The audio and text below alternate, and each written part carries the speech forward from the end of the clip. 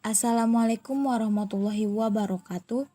Kami dari kelompok 7 Psikologi Pendidikan kelas B Pendidikan Geografi Stambuk 2020 yang beranggotakan Saudari Mutiara Wulandari dengan NIM 3203131004 dan Saudari Rosa Delima Panjaitan dengan NIM 3201131013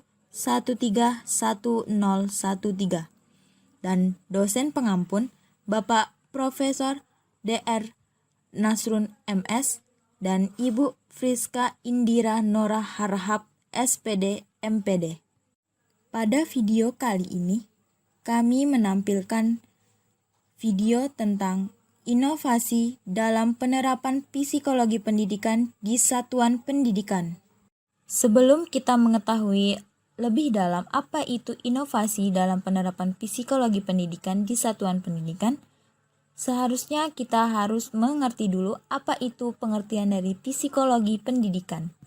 Psikologi pendidikan adalah cabang dari ilmu psikologi yang mengkhususkan diri pada cara memahami pengajaran dan pembelajaran dalam lingkungan pendidikan ataupun dunia pendidikan. Psikologi pendidikan sangat perlu untuk dipahami dan dijadikan landasan oleh para guru dalam memperlakukan para siswa secara tepat. Studi mengenai proses pembelajaran, baik dari sudut pandang kognitif maupun perilaku, mengizinkan ilmuwan untuk memahami perbedaan individu dalam hal inteligensi, perkembangan kognitif, afek, motivasi, regulasi diri, konsep diri, serta peranannya dalam proses belajar. Bidang dalam psikologi pendidikan meliputi studi tentang memori, proses konseptual, dan perbedaan individu melalui psikologi kognitif dalam mengonseptualisasikan strategi baru mengenai proses belajar pada manusia. Selanjutnya kita akan masuk ke contoh-contoh inovasi dalam penerapan psikologi pendidikan di satuan pendidikan. Kita masuk yang pertama, yaitu pembelajaran berbasis permainan. Suatu pendekatan di mana siswa ataupun siswi belajar melalui permainan ataupun games disebut dengan Games Based Learning ataupun GBL atau pembelajaran berbasis permainan. Materi belajar disampaikan dalam bentuk permainan sehingga menjadi lebih menarik dan menyenangkan. Untuk memotivasi siswa, Games-based learning tidak hanya bermain tetapi juga memberikan penghargaan agar siswa lebih terpacu untuk belajar. Penghargaan dapat berupa level, lencana, atau hadiah yang didapat siswa ataupun siswi ketika menyelesaikan tugas tertentu. Yang kedua yaitu mengajukan pertanyaan terbuka. Pertanyaan terbuka adalah pertanyaan tanpa jawaban buku teks.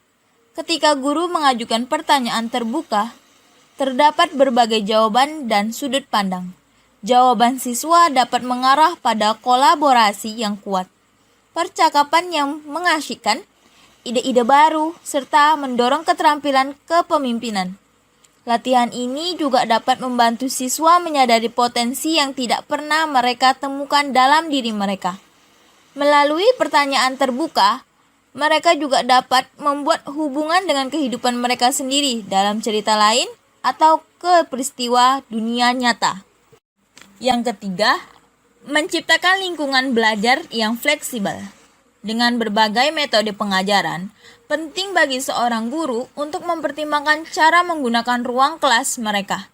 Misalnya, ketika guru dapat memindahkan furnitur di sekitar kelas dengan mudah, mereka dapat menemukan bahwa itu adalah variabel penting untuk meningkatkan pembelajaran siswa. Seiring perkembangan pengajaran, ruang kelas harus menyediakan cara bagi siswa untuk bekerja sendiri, berinteraksi dengan teman sebayanya, dan keempat, pembelajaran multimodal. Bagi sebagian orang, membaca adalah hal yang sangat menyenangkan dan dapat menjadi cara terbaik belajar bahasa asing. Namun tidak semua orang memiliki kemampuan untuk membaca dan membayangkan materi pembelajaran.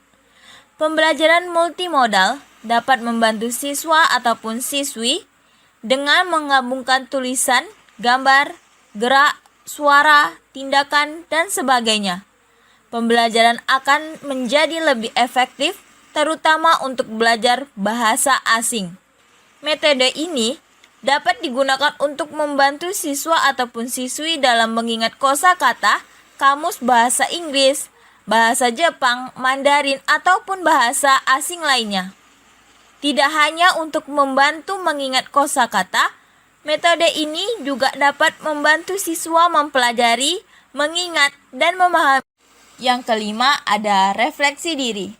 Refleksi diri di kelas adalah cara bagi seorang pendidik untuk melihat kembali strategi pengajaran mereka untuk menemukan bagaimana dan mengapa mereka mengajar dengan cara tertentu dan bagaimana tanggapan siswa dan siswi mereka. Refleksi diri dapat menawarkan kesempatan penting bagi para guru untuk melihat apa yang berhasil dan apa yang gagal di kelas mereka. Guru dapat menggunakan pengajaran reflektif sebagai cara untuk menganalisis dan mengevaluasi praktik pengajaran mereka sendiri sehingga mereka dapat fokus pada praktik pengajaran yang berhasil.